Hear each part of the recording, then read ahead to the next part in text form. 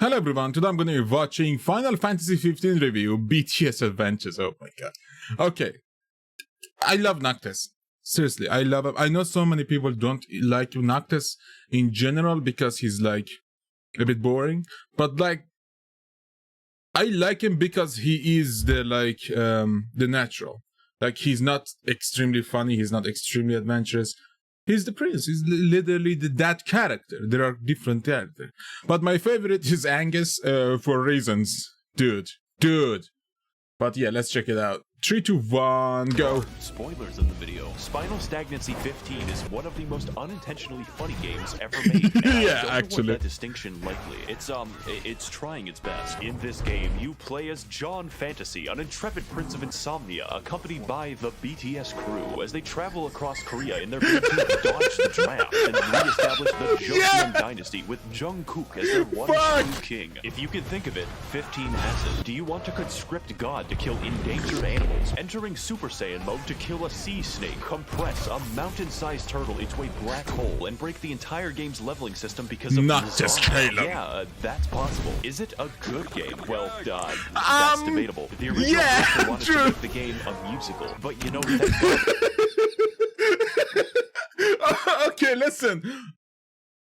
It's basically Witcher 3 but Final Fantasy, and nothing's wrong with that. Absolutely nothing wrong with that. But I wish they could have focused on some aspect of the game. At this, the gameplay, it has some problems. It has some problems that I'm not gonna get into because it's basically generalization, because it's a personal opinion.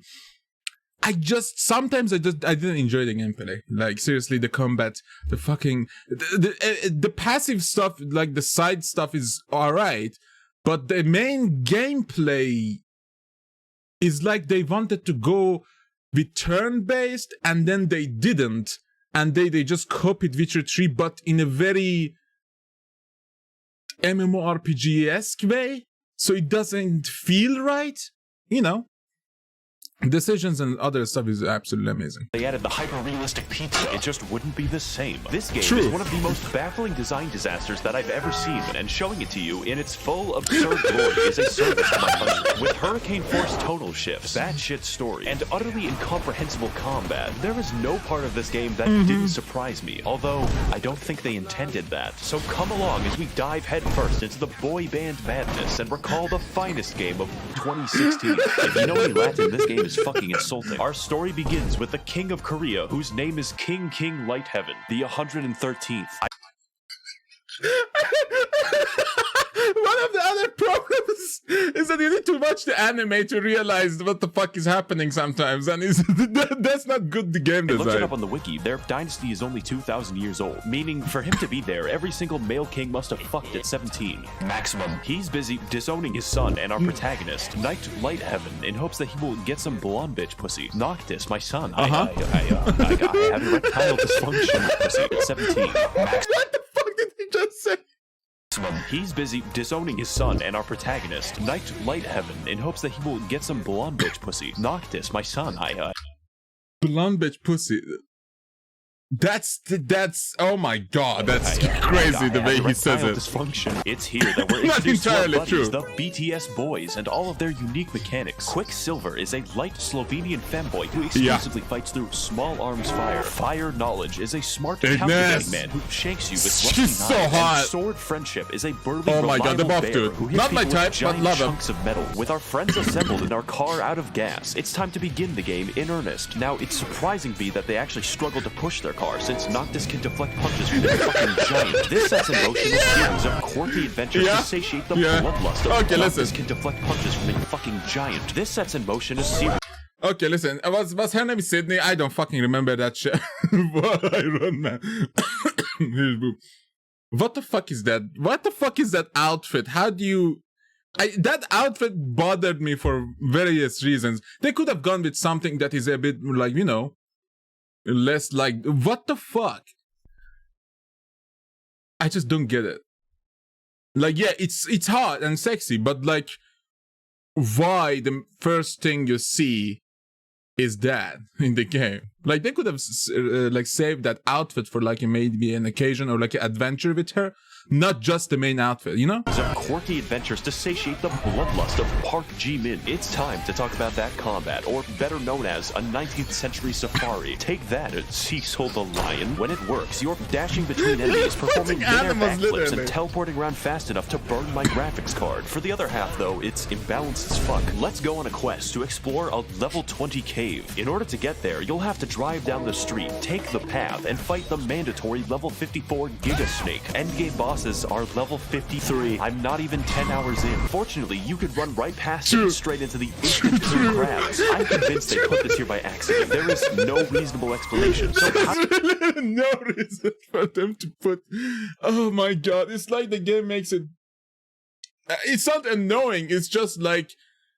At some point, you don't want the challenge anymore. Like, sometimes you just want to, like, beat a side quest easily. How do we stop getting crabs like your dad? Noctis has 4 slots to use 4 weapons of various movesets, including swords, bigger swords, London resident, hydraulic press chest, rock on a stick, and magic. Mind Freak is pretty cool, but bullets work a little faster. Each enemy reacts differently to each weapon, forcing you to switch up your playstyle, or alternatively, just hold down the sword button and watch the game play itself. I can just feel the variety. But by far, the best weapon in your arsenal is the point warp, which allows you to travel arbitrary distances at will. Oh, buddy, hang on. I see a pixel like 5 miles away. The primary contributor towards the game actually being fun is point warp, even when I use it to cheese the game. Not to mention, the animation budget is absurd. Every time you hit someone's back, every single time you parry a boss, for every boss, there is a unique animation. You can really feel the animator sweat as he nears the end of his 13-hour Japanese workday at the Square Enix Insane Asylum, leaping 60 feet to stab a dog, a mid-air sword fight, and a triple backflip to dunk a crocodile. It's all here, and it's really janky. A common theme for Final Fantasy 15 is that it's fun when it works, but it doesn't often work. So before our thrilling performance, tell me about that. I'm losing my mind. It's important that we go over the rest of our thrilling Korean lore to answer such questions as: why has our dad sent us to Nevada? Why is the cow big? Why won't a virtual YouTuber Tsunamaki?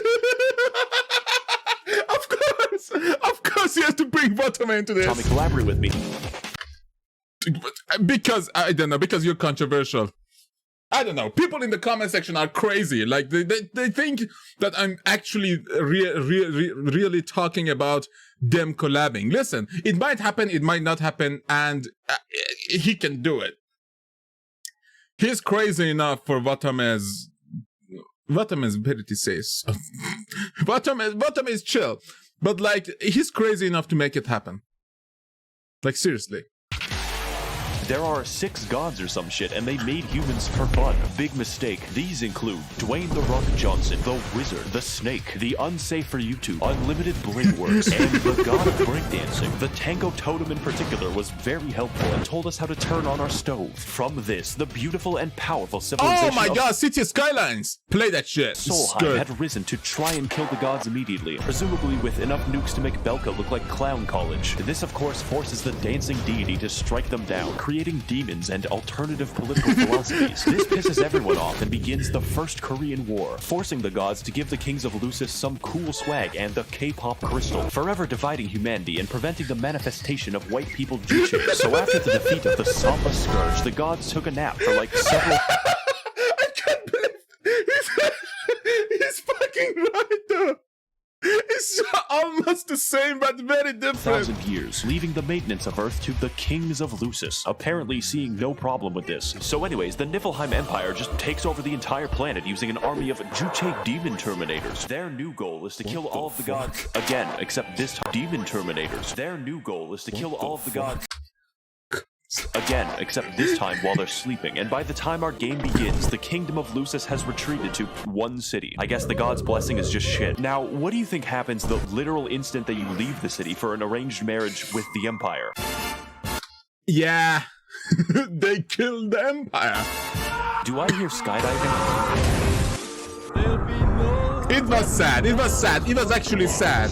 But like, you need to watch the anime to understand what the fuck, why the fuck. Happen sometime. I got spurs. Goes great rapping for good. This emotional and life-changing moment of... That's not true. affects our protagonist greatly. Everything he's ever known has been destroyed, and nothing will ever be the same again. Hey, Noctis, you want to go ride some boids? Ho, it's almost enough to make you forget about your dead family. With our lives permanently destroyed, it's time for Noctis to begin the true trials of a king. The first step of which is to find all of the tombs of previous kings spread throughout the world and steal their shit so we can enter Super Saiyan mode. Thanks, Grandpa. Your ashes were delicious. This is when the problems begin, and they don't end. Director Tetsuya Nomura was, to put it lightly, a fucking batshit. Again, he tried to make the game musical because he watched Les Miserables. Are you fucking kidding me? Really? Once. There is no escaping the ghost. Just because one of cut content. It has so many unique and amazing locations that you see one time. It's as if the game has too much money, but the budget had to be prioritized by fucking Cleverbot. This took 10 years and 2 engines to make. When you play the main quest, it introduces some new characters in elaborate cutscenes and then kills them in a minute. You would think just give the budget to other. I put it on Final Fantasy 16 for the net. Oh my god, this Square Enix is just too rich. The world would be some relief from this, but no, the car is on rails. They didn't even program driving. What does that remind you of? Speaking of things that was that a reference to Cyberpunk? What? The car is on rails. They didn't even program driving. What does that remind you of? Speaking of. Wait a second. Wait, this video wasn't. Did Max0r just fucking predict Cyberpunk breakage? Bullshit I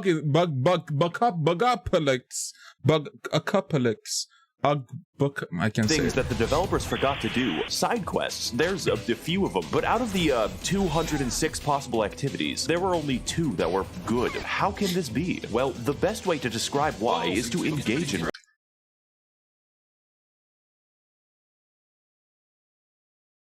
Is that Hurley from Lost? I never seen him there. Wait, was he really part of the fucking Final Fantasy 15? I never seen him. And I think this market looks like a great place to start. Hey, what's up, King of the Planet? So I was driving my car, and I just so happened to kill my wife by crashing into a tree at 90 miles per hour. Sounds good. I need you to go find my mangoes. You're fucking what? I left them in the truck after killing my wife in a car crash. I don't think your problem is mangoes. Can you find my mangoes? All right, we'll just go. Listen, Witcher 3's Find the Goat quest was probably better than half all of the other quests in this game. Seriously, I still enjoyed the game, but like they did a very bad copying of that game. If they wanted to go like open world and just abandon turn-based RPG or JRPG of their own predecessors of Final Fantasy X, one of the best games ever, or 7 and 8. Maybe not. Find the mangoes. Wow, look at these bees. Thank you for finding the mangoes that I lost when I killed my wife. Okay. A while back, I lost a few apples on the side of the road while driving at night. Apparently, because they didn't have enough money to waste, Square Enix put a cup noodles quest into the game. The characters actively rant about the deliciousness of cup noodles. They're easy to make whenever you've got a craving, and they're delicious to boot. If you take something already delicious like cup noodles and add in the finest, freshest ingredients, what do you get? The ultimate flavor experience. So heading through the map's disguised hallways on our disguised train, we travel between locations, interspersed between vast stretches of absolute nothingness. This game already looks great. Our gang rides to the city of Lestalem in search of Noctis's ibuprofen. Fortunately, this well-dressed and not suspicious individual has all of the answers that we need. This is Arden, a man who is incapable of speaking normally. Aren't nursery rhymes curious things? Yeah, speaking riddles. Yeah. What? He is willing to lead us to Dwayne "The Rock" Johnson's medicine cabinet, and we accept without hesitation. So after entering his white van with free My Chemical Romance CDs, we arrive at Dwayne "The Rock" skyrocketing rockslide rocket sprocket. I came here to clear a headache. What? So for Noctis to gain the god's power and defeat the Empire for good, he has to beat half of them up. Kind of like the Empire does, but he's the correct family of inbred designer dogs, so it's different. A prolonged and painful fight against Dwayne's masturbation arm ensues, highlighting this game's focus on spectacle at the expense of my sanity. But eventually, we scratch his arm into respecting us, and he McFucking kills everyone in a 90-mile radius. Hello bitches, I'm with the Empire now, and furthermore I've stolen your car. Get fuck inside or this volcano will turn your penis inside out. You know, it's very nice that Arden gave us a lift up twice. I wonder if we'll see more of him. Next on the list of gods to impress is Gandalf, who just kind of lives in the woods that we've already explored. I think they ran out of time for this one, because the only thing standing between us and him is one cave that you walk through it. Maybe romance a snake or two. Oh man, guys, she's real cute. I don't know what to say. Aww! Wait, why that's Mia from Monster Musume, and this is Donkey Donkey. What? Oh, my mind just broke a bit. You walk through it. Maybe romance a snake or two. Oh man, guys. To be fair, she and Monica would be real good because, like, seriously, those two had the same mental insanity and like annoyance. So Monica was a bit intolerable. She's real cute. I don't know what to say. Bada bing, bada doodle. She will eat you. His approval. That took like 20 minutes. This game is more rushed than a fucking Chinese high-rise. From this moment going forward, the game has effectively destroyed all possible tension. By having Noctis be explicitly assisted by fucking Zeus, Final Fantasy 15 becomes a game about the gods being lazy. How's this for a mechanic? The gods' help is summoned randomly. Oh man, Noctis, you're fighting like 90 demons down there. You can handle that. Good luck. Don't worry, Noctis. I will be the one to save you from these 3 very threatening giraffes. Holy heavens, yeah. You can thank me later. You know, we've got... Oh my god. From giraffes. I can't. Good luck. Look at that. Don't worry, Noctis. I will be the one to save you from these 3 very threatening giraffes. Apocalypse with 3 giraffes. You know, we've gotten pretty used to this game. The vast open world, the fruit truck incident, or having a car. We'll throw that shit in the trash. This game turns from an open world adventure into a linear corridor halfway through. Although that's giving the open world a lot of credit. I don't think I'm going to miss this guy. From And the Assassin's Creed, you forgot the Assassin's Creed DLC. I hope he talks about that shit because that was funny nonetheless. Let's say that. At this point onward, we are eternally trapped in the cut content zone. The devs made a nearly perfect recreation of Venice with no side quests in it. Look at the detail of this town, the beautiful architecture, the unique art. I was there for 10 minutes. Once. It's actually impressive that they're willing to waste this much time. Even the NPCs in this town are just fucking off. The bartender for the only restaurant in the city talks like he wants to fucking eat me. Oh, what the fuck do you mean, Eldritch Abomination, Satoshi? Get back to the office right now and animate another 100 backflips. So after owning God 1 and God Nude, it's up to Noctis and the Bacchus to head to the Imperial capital and retrieve our K-pop crystal. That is until Arden shows up and he derails the entire fucking plot. Sup, bitch? Oh my god. It turns out that Arden isn't just with the Empire, he is the fucking Empire. Oh, and also he can teleport, is literally immortal, has stabbed my wife, and also is going to kill the fucking sun. All that we have to do to stop him is enter the city of Pyongyang. Wait, by the sun, wait. Is he talking about Japan somehow? The Sunrise Kingdom? Endure his weaponless cock and ball torture dungeon. This man has gone from helping us to literally trying to gas me. Of course, doing so to trap Noctis in a pocket dimension for 10 years and fight the sun. That way, he can kill the gods and the true king while he's a consenting adult. If this all sounds confusing or stupid, don't worry. I don't have time to explain. You're totally free to watch the 5-episode anime series, animated episode Arden Prologue, all 4 character DLC, and the full Kingsglaive Final Fantasy 15 movie if you want the full context for what's happening. That's a very ambitious of you, Square Enix. In fact, they retroactively updated the game to contain scenes from the movie because it just didn't make enough sense. Now it's up to us to fight Arden in the future. It actually doesn't. You need to watch the anime for sure. Too many bosses since this game was planned as well as the Great Leap Forward. So they make... Okay, listen. I say you need to watch the anime for sure, but the anime isn't good. So if you're not into, just don't care about the story. I just don't care about this. The anime is good, like it's not good compared to other anime. If it's a Final Fantasy part anime of the 15 that it should connect somehow, it's good.